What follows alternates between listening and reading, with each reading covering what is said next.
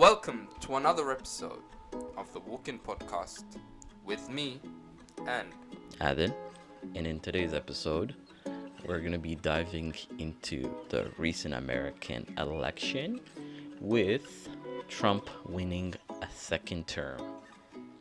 Believe it or not, which I thought, well, before we get into it, I want to save it for later, but now I want to be asking the question, are you a chill guy? yes, I'm a very chill guy. Yeah, so the fact that you don't know what that means in today's climate is hilarious. So you've never seen the chill guy meme? No, I'm obsessed with it. I wouldn't know what it is. It's so random. It's basically this character there looks like Arthur, and he has like a smile and he has his hands in his pocket looking all chill. But what gets to me are the captions, because the captions are like, my girlfriend is arguing with me because I forgot to refill the gas before bringing it back home, and she has to go to work the next morning, but she doesn't realize I'm just a chill guy. So stuff like that. So it's just basically a girlfriend nagging the boyfriend, but the boyfriend not taking it serious because he's just a chill guy. So I want to shake the hand of the person who made that meme. There's like very few memes, and the algorithm is crazy because I watched like a few videos, but now like every other video is a chill guy meme, which is kind of getting a little bit. That's how bad it is. Yeah, that's how exhausting it is, to be honest. So I have to, like, at some point, I'm getting a lot of that, and also a lot of Minecraft memes, Oh yeah? where the Minecraft memes are basically you have the Minecraft characters, and they're put in like a weird world like video, and they do something, and this person has an accident. So let's say this guy is like walking on ice, and the Minecraft character comes, breaks the ice, and the person falls into the ice. So I don't know if it's because a new Minecraft movie is coming out, why they're pushing those memes, but I love it, and I'm getting a lot of those recommendations. But anyway, so where were you? How did you feel when the announcement happened that Trump won? I was at work. I remember texting you, asking you telling me that Trump's in the lead and that he might come out on top. And by the time I got off work, I checked the news and Trump had won. Yeah. So that was that. And I was on my way home. I was watching him on the podium with his crew behind him, giving an announcement and thanks. And You probably, I don't know if you actually seen the acceptance speech, but that was probably the most crazy acceptance speech, because he basically he gave shout outs to podcasters and Twitch streamers. but he did join them though. Yeah, but that is wild though. Like, when was the last time you ever seen? The times we're living in. What can you do? I'm guessing, in terms of getting views and so on and exposure, they probably did wonders for him. So. I mean, who doesn't know Trump already? So I don't think that's No, but you're an talking issue. about the young generation. Yeah. And now a whole generation knows him that's coming up. Yeah. And so he's probably the first politician to basically put himself in that position where he's going and joining people who the young people like, and just putting himself out there. Yeah. And politicians, Which usually helped him a lot, I yeah, think. They don't go out the way like this. Yeah. But people always forget, before he was a politician, he was a media demon. Like, people forget that. Like, Trump is a media demon. He will put himself everywhere. He was in rap videos back in the day. He was in Home Alone. He had his show The Apprentice. He was like, getting interviews with news, what's it called, like Fox News and whatever, because he was like, Obama wasn't born in America. But he's always put himself in positions where the eyes are on him. Right. So the fact that he was like, yeah, you want me to go to somebody's basement where they're just streaming in front of a computer, cool, I'll do it. All right. I'll do it. And it's not just that he'd sit with them; he'd actually do things with them. Yeah, you actually do Like, stuff with them. Yeah. Which is something you would not expect your high profile politician catch to. Harris ever doing that shit. Right. You would never. She's too I feel like uptight when it comes to that stuff, and also a lot of these podcasters or YouTube or Twitch things, you got to be good off the cuff. Like you have to be good on You your either have feet. it or you don't. Yeah. Whereas Kamala, she's a robot. She's a straight up robot. Like she follows her script, and you take her off that script, she just starts bumbling. Disintegrates. Yeah, Yeah. she starts bumbling, and, Right. Right. it doesn't look good. Which, Right. not everybody has it. Right. Obama had it. There was one video where she's talked to the audience, and she does not have that sense of reading the room. No, Like, she doesn't. it's lost on her. Yeah, yeah, yeah. She doesn't have that ability. Trump had it. Trump had that. Trump is charismatic. That's what he has going for him. When in terms of policies, obviously Harris had. I felt like she had a more of a coherent a lot more coherent than Trump. Like that was for me. That seemed pretty obvious. But Americans, I mean, they're not the most sharpest tools in the shed. America's. I feel like. Okay, let me just ask you. Why do you think she lost?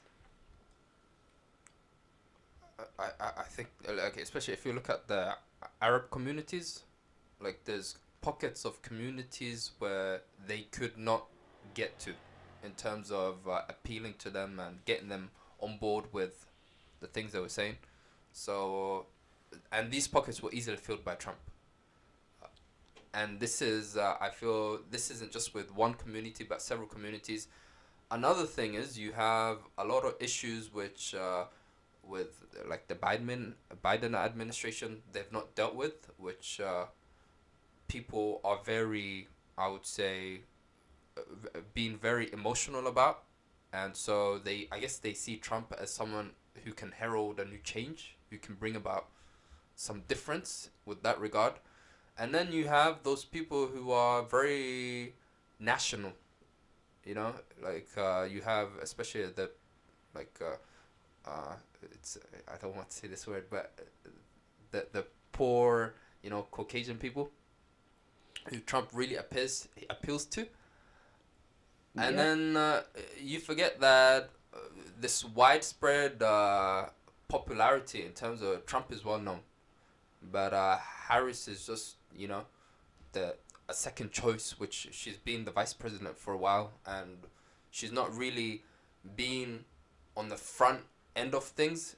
She's more the person who's been on the back part, and so she hasn't demonstrated, I would say, in the past that she can handle, I suppose, a position where she now at the forefront of things.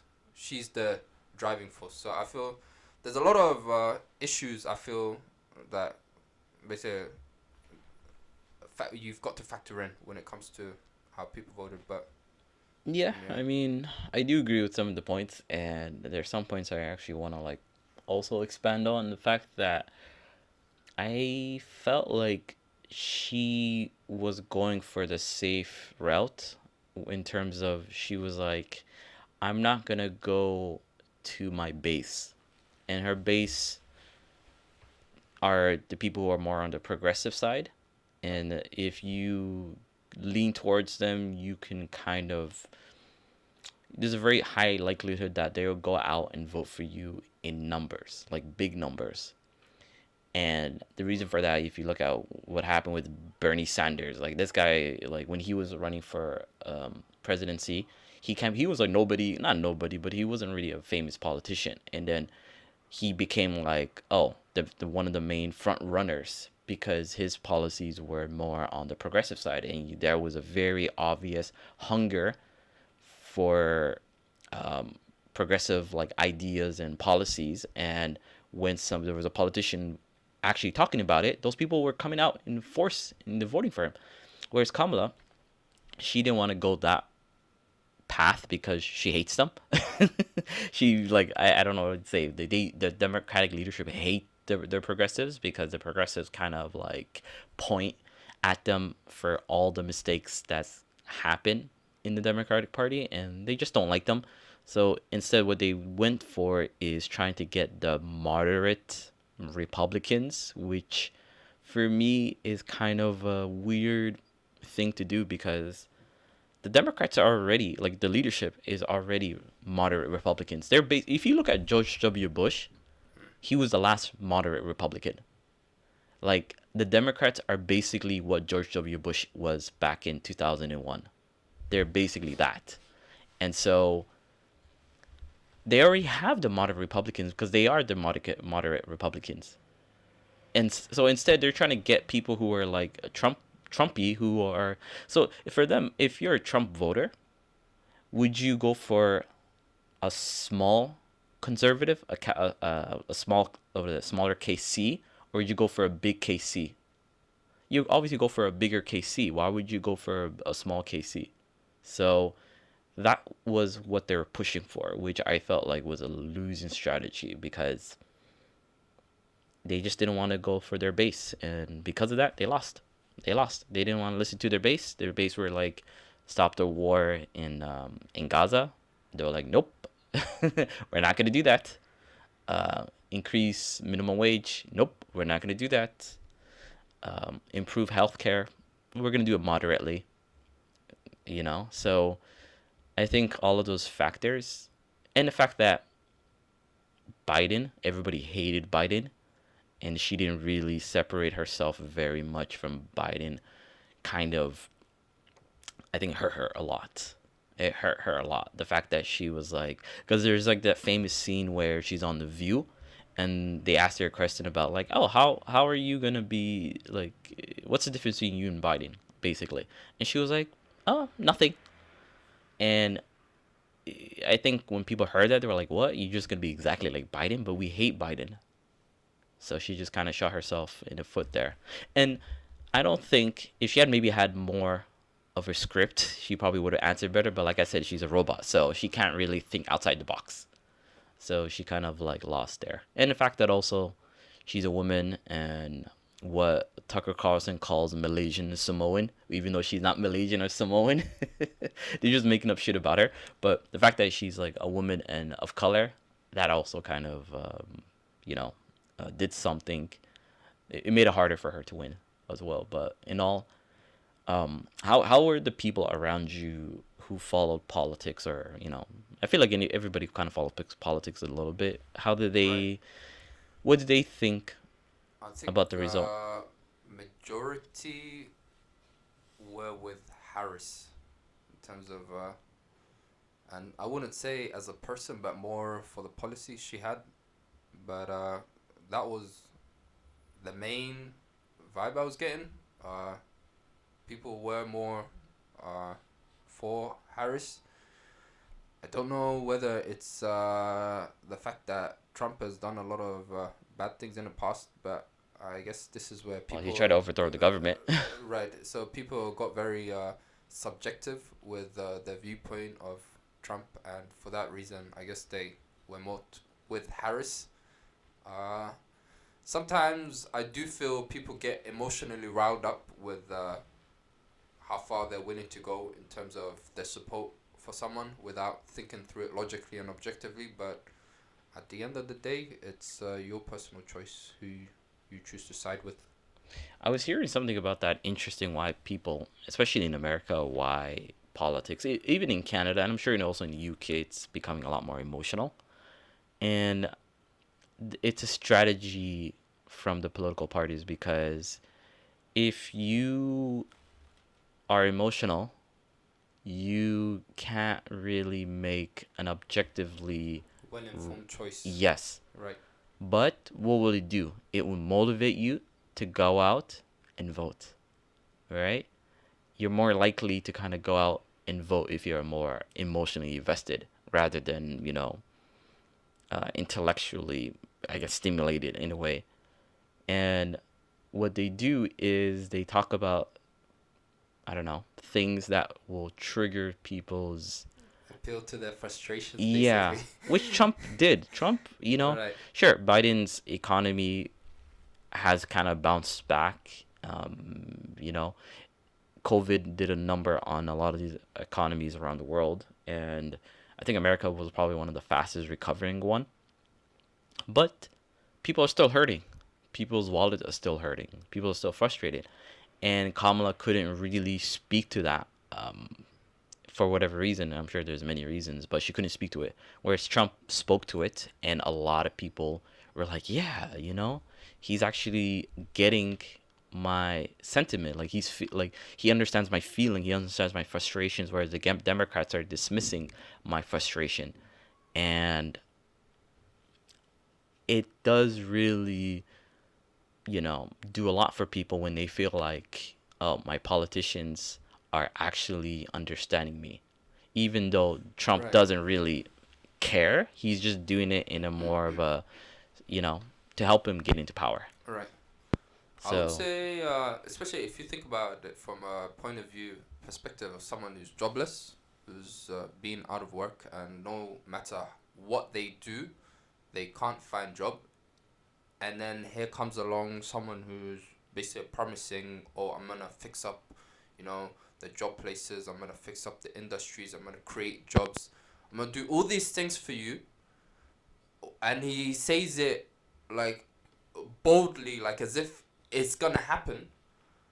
What do you think? Of course, this person's gonna see hope in that, and they're gonna. It's for them. The main focus at this point is, oh, I'm gonna get a job, and with that, I have a stable income, and my life will return back to being normal. This is that pivotal point in terms of like, oh, this is why I'm voting for it. Forget all these other policies, but it's a personal thing for me. This person is gonna fix it for me, and I'm gonna vote for this person for that one reason. yeah, which I feel sorry if people actually believe it. Some people do, some people don't. But he isn't gonna make your life any better. He, I think the fact that he said he would, even though he's lying, did motivate people, which I feel like Kamala didn't really didn't give people that level of hope Right, there wasn't that about, energy yeah, level. where she's like, I'm gonna make some transformative change, where, again, she just wanted not to rock the boat much, whereas Trump is like, oh, I'm gonna change everything, which for me is kind of, because I'm watching from the outside, where I'm like, this dude, people forget that he was actually the president.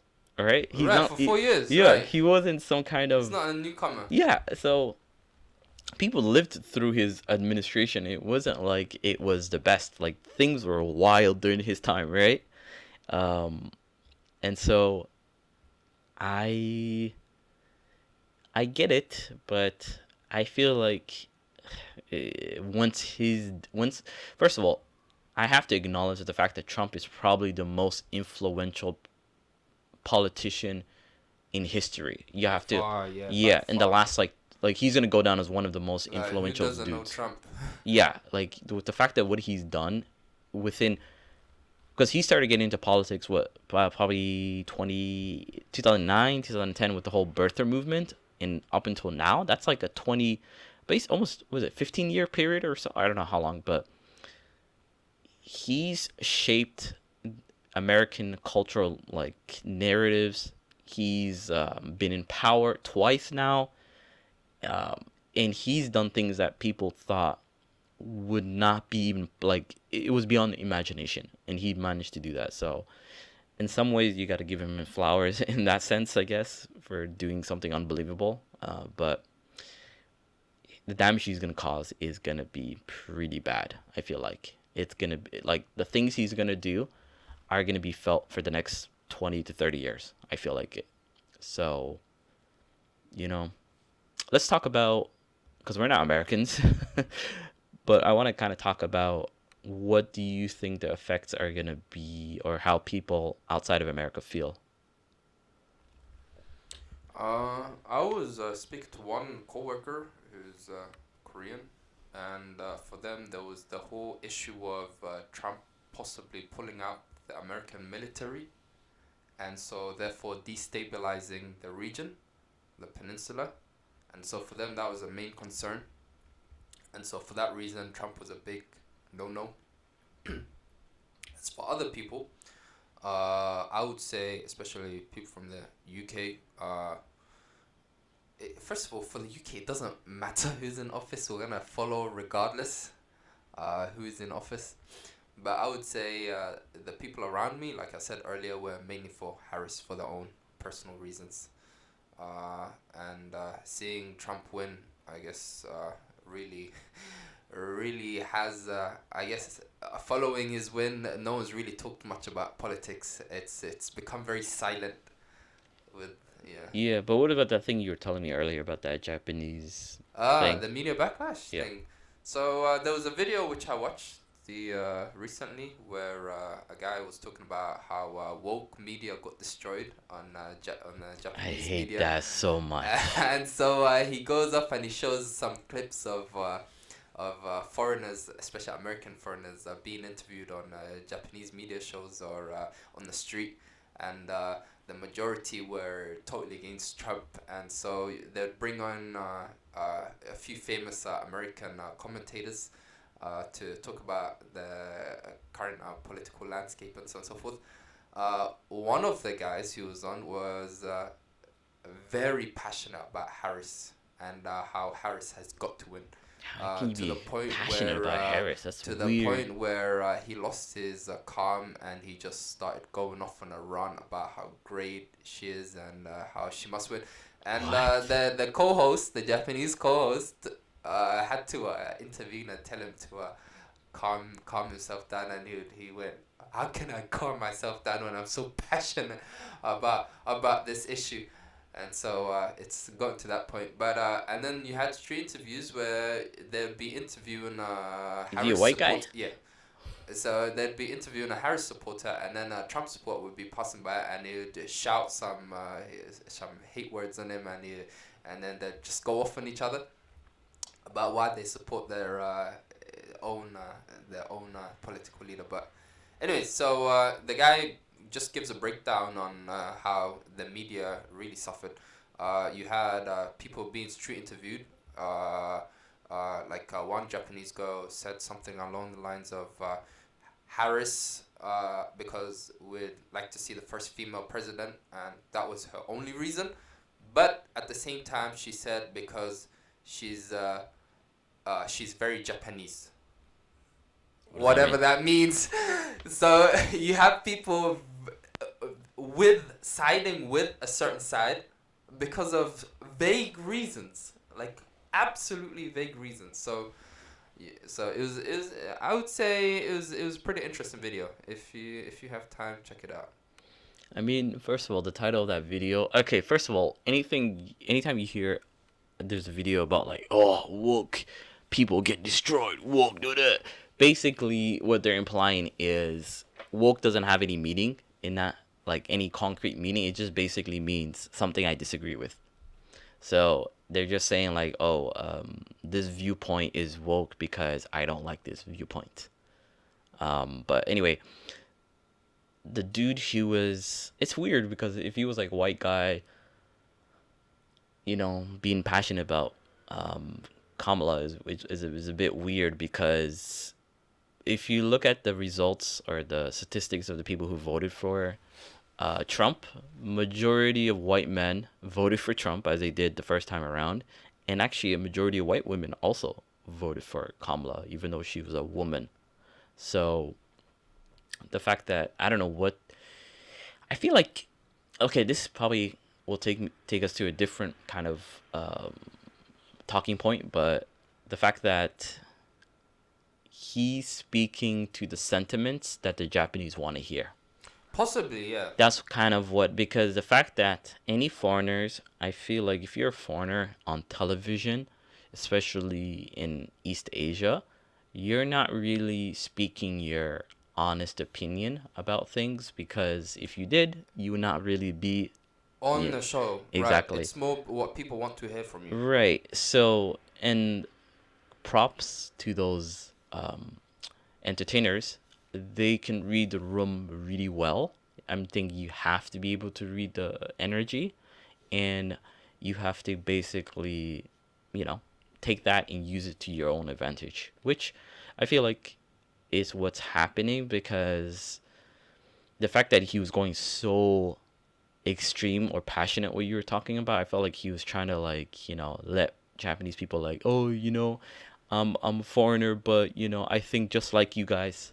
I just want exactly the same thing as you guys.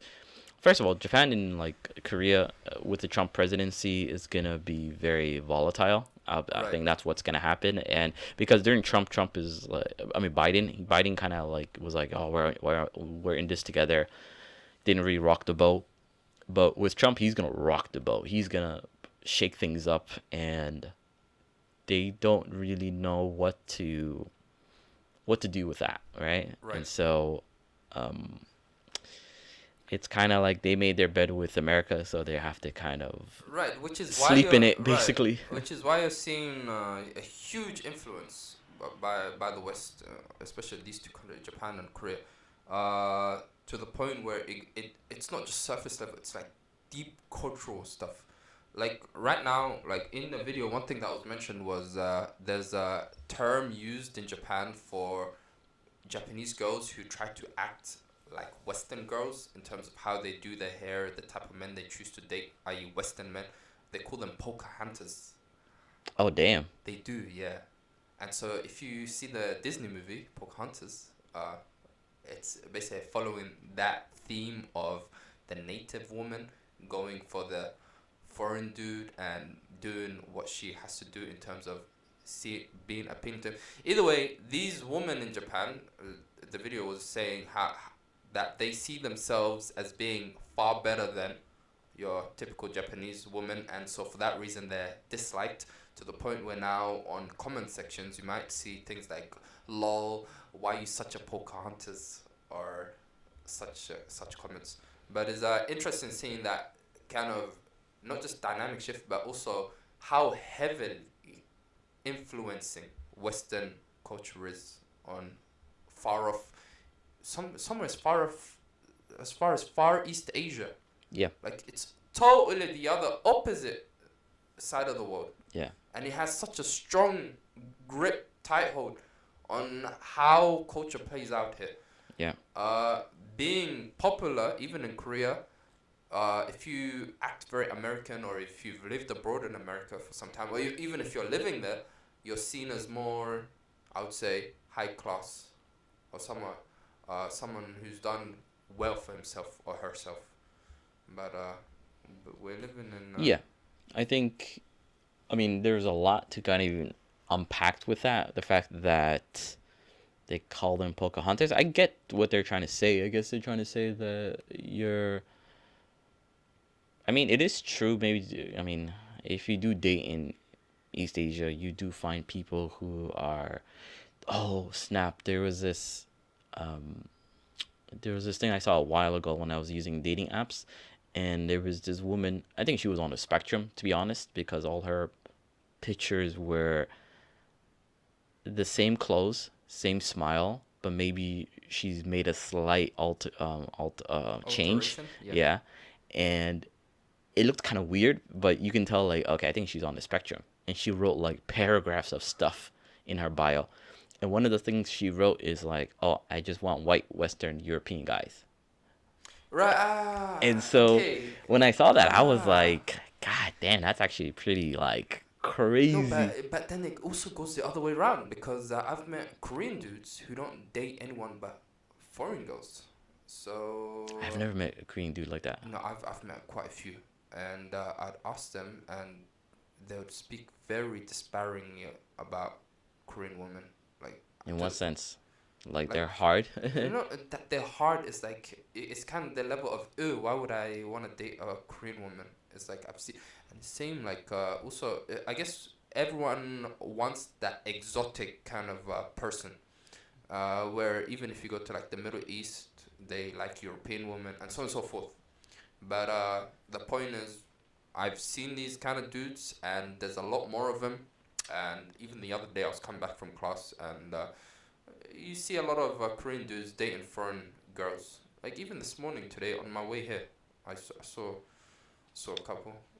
Quick, I mean, this is probably off topic, but Yeah, I feel like that's becoming the majority actually now. it is.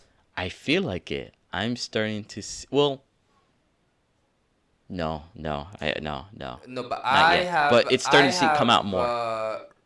I can see reasons why Korean dudes would tend towards this way, but I guess we can talk about this in another episode. I have several reasons why. Anyway, Yeah. back. Back Let's to this go. topic. Yeah. Yeah. So there's definitely going to be changes, but I think we've probably talked enough. He still hasn't been what is it, sworn in as the new president yet. That's Very in soon though. January. You just gotta wait a little bit. Maybe then we'll probably talk about it more. But for now, Also, one thing we forgot to mention: what? the attempt to assassinate Trump literally threw him into like the level of godhood, as if he's destined to do something great. Yeah, yeah. I mean, that You did have happen for events sure. like this changing people's mind. Now he's like a messiah come. Yeah. So that's why I think he's gonna go even crazier this second term because he's gonna feel like the fact that I was saved.